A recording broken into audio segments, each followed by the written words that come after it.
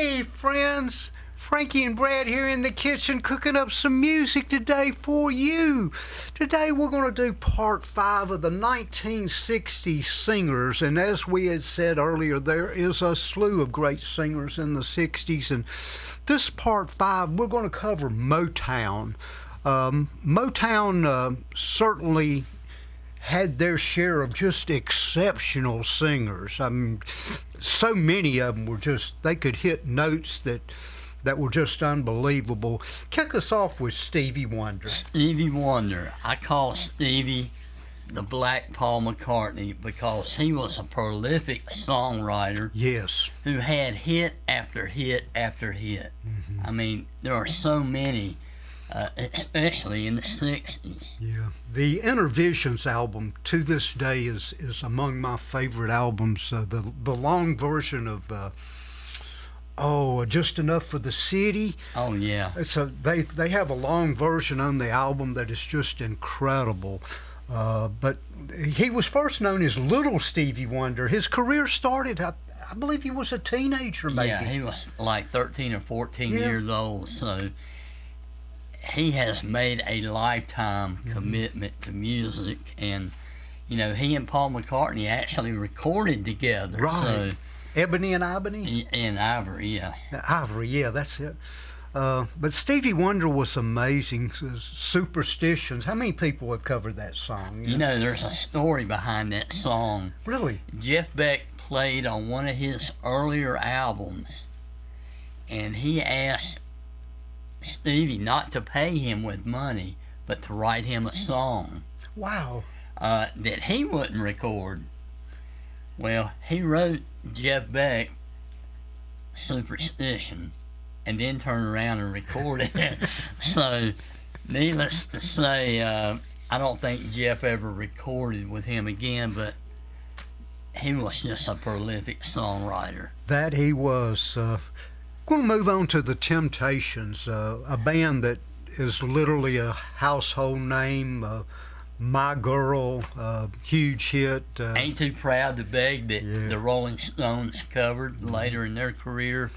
I Wish It Would Rain, Ball of Confusion. I mean, they're another group that had hit after hit. Yeah, they had a lead singer, and I might be wrong. Help me out, viewers, if I'm getting this name wrong. David Ruffin, that did My Girl. Just incredible vocalist. Yes. We're going to move on to a really amazing singer-songwriter, Otis Redding. His life was cut short with a plane crash. Brad? Yeah, you know, he came out with the big hit, Sitting on the Dock of the Bay. And shortly after that, he died, yeah. And I don't think he lived to see it be a hit. It being a hit, yeah. And so many... he did so many great songs. I'm trying to think of the song he did at Monterey Pop Festival. I've Been Loving You Too Long. Yes.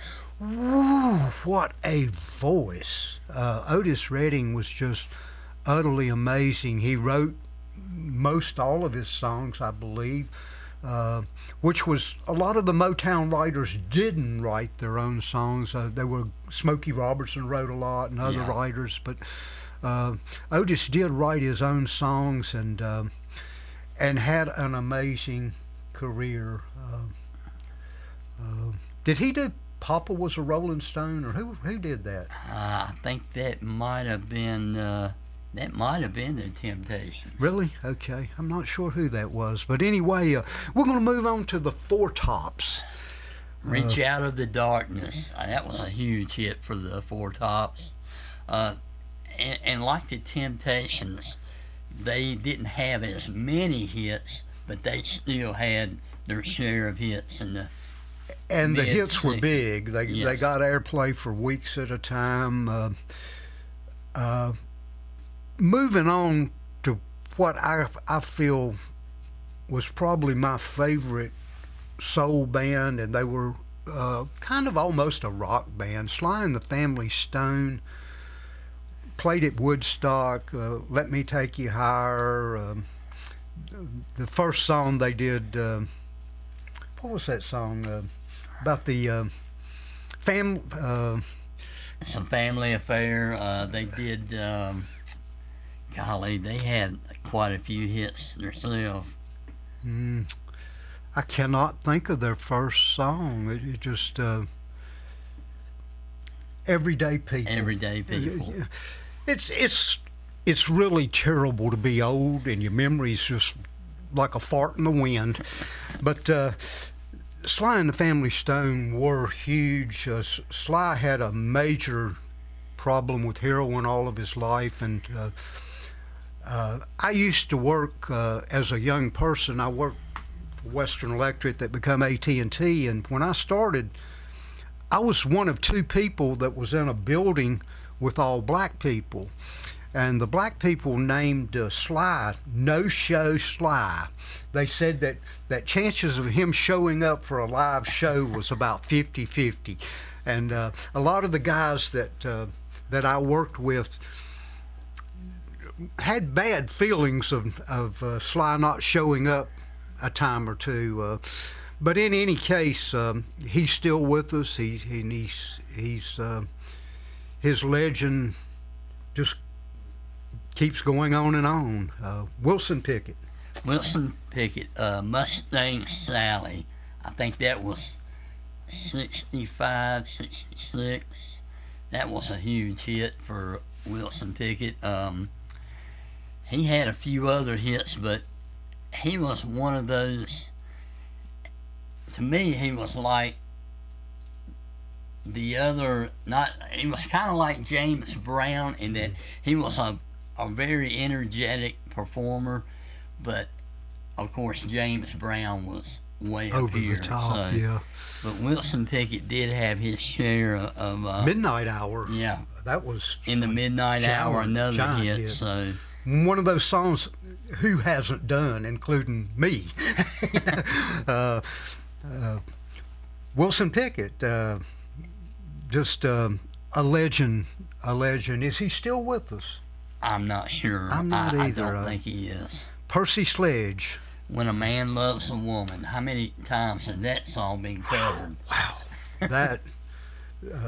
That's another song that I used to play. I still think that his version was the best. Yeah. Percy Sledge, great songwriter of the day. Sam and Dave. Golly. Hold on, I'm coming. Just a lot of Soul Man. Soul Man, yeah. He was definitely given honors and tributes to, but in the Blues Brothers movie, Right, yeah, that's who they were copying. Were Sam and Dave, and actually, a lot of members of the Sam and Dave band were from the group MG. Booker T and the Booker MG. T, oh yeah, I forgot a lot of about those them. guys ended up playing with Sam and Dave. So they were great musicians. Yeah, actually. they were. James Brown, wow, what a legend! I feel good. Papa's got a brand new bag. Yeah, he had a slew of hits, and he was a very unusual character. He was just high energy and had a lot of drama off stage. Yeah. I'll never forget my father-in-law who worked at the airport over all the mechanics, and he said one day he was getting ready to go to lunch and he heard this loud roar of laughter. So he walked out of his office and see what was going on. He said every mechanic in that building was standing around this guy who had them all laughing and carrying on. He went down, and he said he started watching, and he started laughing, and he kind of nudged one of the mechanics and said, "Who is this guy?" He said, "It's James Brown." Wow. He was getting his plane worked on, and while he was waiting, he was entertaining all the other people there. James Brown, something that we don't notice, I hate to say it, but white people aren't noted for being dancers, but James Brown had amazing dance moves. He was He was. not just a singer, a performer, but he had some dance steps. He was actually the Michael Jackson of that period. Very, very well put. And it's also noted that Mick Jagger claimed he got a lot of his moves watching James Brown. You know, now that you mention that, I can see the resemblance in the moves. James Brown definitely had a terrific career right on up till he died. Marvin Gaye. Marvin Gaye, killed by his own father after arguing over insurance. You know, it's sad that his family, I remember seeing an interview with his wife that said all they ended up with were 2 gold records of 2 songs that you probably never heard of. Well, But he had a slew of hits. Yeah, what's going on was amazing. The Vietnam War going on. Heard It Through the Grapevine, Yeah. which was a #1 hit. Wow, yes, of course. But Marvin Gaye was certainly one of those people that was on top right up until. And you know, at the end of his career, he teamed up with a female singer, Tammy Terrell, and they ended up recording some hits together. She ended up dying of cancer, but he had a very full career in a short life. Yeah, that's true. We're going to end with a legend, Smokey Robertson. Not only did Smokey Robertson and the Miracles record numerous hits, Smokey wrote a lot of songs that other artists did. He wrote most, not all, but a lot of the songs Temptations did, other black artists. He was part of the machine of Motown with Berry Gordy. He really penned some great songs. You know, I'll never forget seeing an interview with Smokey Robinson probably 20 years ago, where he was talking about he got a call from his agent early on a Sunday morning. He thought, what in the world would he be calling me now for? And the agent said, Smokey said, a group wants to record one of your songs. He said, what song do they want to record? You really got a hold on me. Well, Oh, what's the group? And his manager said, the Beatles. He went, yeah, they can record it. They can record my whole catalog if they want to. So I thought that was interesting that, you know, of course he knew that if they recorded a song, he was going to make money off of it. He did Tracks of My Tears. I can't, gosh, I draw. Tears of a Clown. Yeah, right. So, Tears yeah, of a he Clown. had a lot of songs. Of course, he's under a lot of controversy today. Yes, yes. He's been in the news for all the wrong reasons. Yeah, it's so often we idolize people, and then sometimes we get a little bit shocked that the person's not Who we thought they were. Yeah. But we're going to end that today with part 5, Motown's. Please subscribe to our site. Give us a couple of thumbs up. We're growing. If you subscribe to our site, it helps us put this content together.